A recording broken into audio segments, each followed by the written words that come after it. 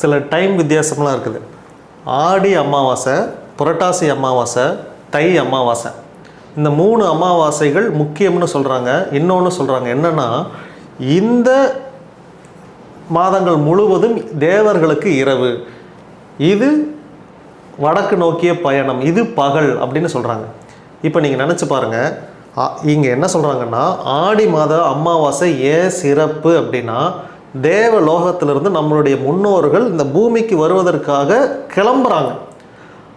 இங்கே எப்படி மார்கழி மாதத்தில் துயில் எழுப்புறதுக்காக நம்ம ஒரு பஜனை பாடுறோம், இன்னும் விடியல ஆனால் அவங்கள எந்திரிச்சுக்கோங்க அப்படின்னு சொல்லிட்டு அவங்கள எழுப்புறோம் இல்லையா, அந்த முன்னாடியே மார்கழியிலேயே நம்ம பஜனை பாடுறோம். அந்த மாதிரி இவங்க கிளம்புறாங்க, ஆயத்தமாகறாங்க. அந்த ஆயத்தமாகிற அமாவாசைவே நாம் இங்கே செலிப்ரேட் பண்ண ஆரம்பிச்சிடுறோம். ஓகே, இங்கே கிளம்புனாங்க, எப்போ இங்கே வந்தாங்க பூமிக்கு அப்படின்னா, புரட்டாசி மகாலய அமாவாசைக்கு இங்கே வந்துட்டாங்க. அதுக்கு பேரே மகாலயம் அப்படின்னா கூட்டாக வருதல் அப்படின்னு அர்த்தம். சரி, இது வரைக்கும் நமக்கு புரியுது. அதாவது இங்கே கிளம்புனாங்க, இங்கே புரட்டாசி அமாவாசைக்கு வந்து சேர்ந்துட்டாங்க. இடையில ஒரே ஒரு மாதம் தான் இருந்துச்சு. சரி, 3 மாதம்னே கணக்கு வச்சுக்கோமே, 3 மாதத்தில் வந்து சேர்ந்துட்டாங்க. இப்போ வர்றதுக்கு 3 மாதம்னா போகிறதுக்கு 3 மாதம் தான் இருந்திருக்கணும். ஆமாம் தானே? அப்படின்னா இந்த ஒரு கட்டம் விட்டு இங்கேருந்து இவங்க திரும்ப ரிட்டர்ன் போயிருக்கணும். இந்த அமாவாசை நம்ம செலிப்ரேட் பண்ணியிருக்கணும். நம்ம கார்த்திகை அமாவாசை செலிப்ரேட் பண்ணியிருக்கணும். ஏன் கார்த்திகை அமாவாசை நம்ம செலிப்ரேட் பண்ணல? அதை விட்டுட்டு இன்னும் 2 கட்டம் விட்டு மார்கழியும் விட்டு தை அமாவாசையில் போய் கிளம்புறோம்.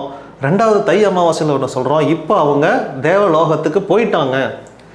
என்ன சார், இங்கே கிளம்புனாங்கன்னு சொன்னீங்க, இங்கே போயிட்டாங்கன்னு சொன்னீங்க, பட் இங்கே வந்தாங்கன்னு சொன்னீங்க, ஒன்றுமே புரியலையே, டைம் தப்பாக இருக்குது.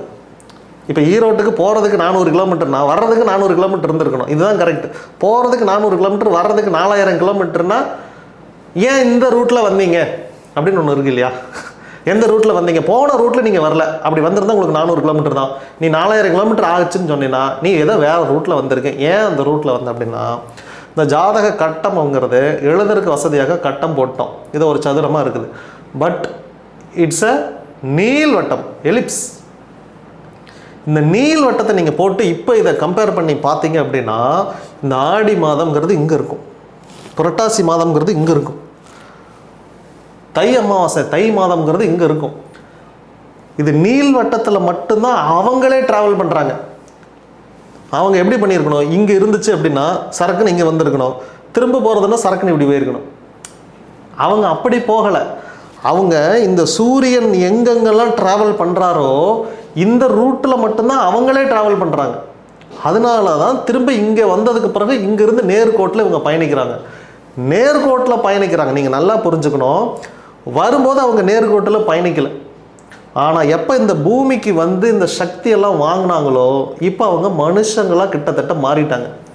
இப்போ நீங்கள் பசியில் இருக்கும்போது கொஞ்சம் வேகமாக நடப்பீங்க, வயிறு ஃபுல்லாக உங்களுக்கு நான் சோறு போட்டேன் சாப்பிட்டீங்கன்னு வச்சுங்க, உண்ட மயக்கம் இருக்கும். இப்போ நீங்கள் சாப்பிட்டேன்ப்பா, நடக்க முடியல, சாப்பிட்டேன், ஒரு 1/2 மணி நேரம் உட்காந்து ரெஸ்ட் எடுத்துகிட்டு அப்புறமேட்டு செய்கிறேன், டயர்டாகிடுறீங்க.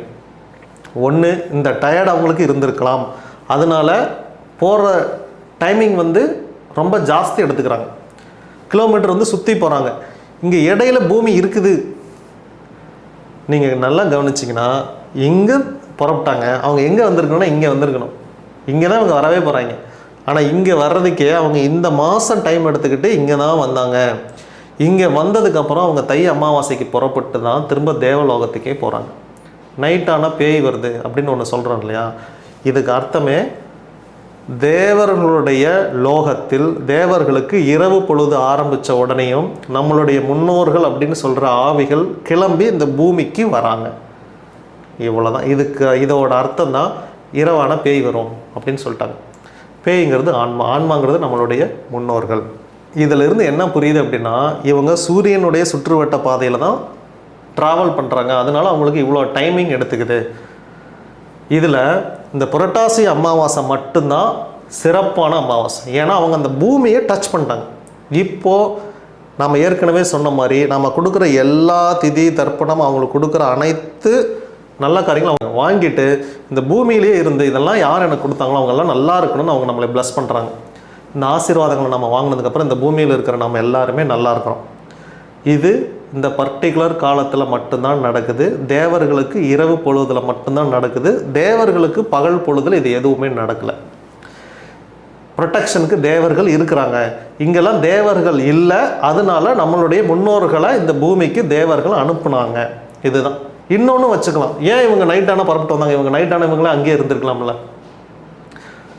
இப்போ இன்னொன்று சொல்கிறோம், இந்த ஆடி மாதத்துலேருந்து பெண் தெய்வங்களுக்கு எல்லாமே சக்தி அதிகம், ஆண் தெய்வங்கள் வந்து உறங்க போகிறாங்க, ஏன் பெண் தெய்வங்கள் உறங்கலை? அது ஒரு கேள்வி இருக்குல்ல. அப்போ ஒன்று இந்த பகல் பொழுதில் பெண் தெய்வங்கள் உறங்குனாங்களா, அதனால தான் நம்ம வீட்லலாம் பெண்கள்லாம் பகலில் தூங்கிட்டு இருக்காங்களா? நம்ம ஆஃபீஸ் போயிட்டு வரும்போது கேப்பில் அவங்க தூங்குறாங்க இல்லையா? ஆண்கள் மெஜாரிட்டி வந்து நைட்டு தான் தூங்குறாங்க. ஒருவேளை அவங்க பகல் தூங்குறாங்களா, அது எதுவும் நமக்கு ரெக்கார்டு இல்லை, அவங்க பகலில் தூங்குன மாதிரி. ஒருவேளை தூங்குறதே இல்லையோ, அதுவும் நமக்கு தெரியல, நம்மக்கிட்ட ரெக்கார்டு இல்லை, ரெக்கார்டு இருந்தால் பேசலாம். அப்போது இந்த ஆண் தெய்வங்களுடைய சக்தி எங்கே குறையுதோ அங்கே நம்மளுடைய முன்னோர்கள் வராங்க. இதுதான் குலதெய்வ வழிபாடும். சரி, ஒன்று உங்கள் முன்னோர்களாக இருக்கணும், இல்லையா உங்கள் குலதெய்வமாக இருக்கணும். இவங்க மூலியமாக உங்களுக்கு சக்திங்கிறது கிடைக்கும். இந்த வழிபாடும் நம்ம மரபில் இருக்குது. அதாவது கரண்ட் இருக்கிறப்ப நம்ம இபி யூஸ் பண்ணிக்கலாம், கரண்ட் இல்லை அப்படின்னா யூபிஎஸ்லேருந்து நம்ம எடுக்கிறோம்.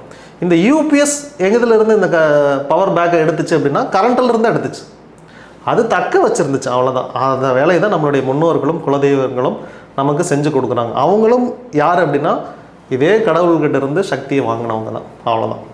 உபதெய்வங்கள் அப்படின்னு சொல்லுவாங்க. இது எதுக்காகனா நம்மளை ப்ரொடெக்ஷன் பண்ணுறதுக்காக. இது தெரிஞ்சுக்கோங்க. இது தெரிஞ்சால் மட்டும்தான் உங்களுக்கு ஆன்மீக ஆராய்ச்சின்னு அடுத்து போகும். அதுக்கு உங்களுக்கு கிளாஸ் எடுக்கிறப்பெல்லாம் உங்களுக்கு புரியும். கேளை சித்த நமோ நமக.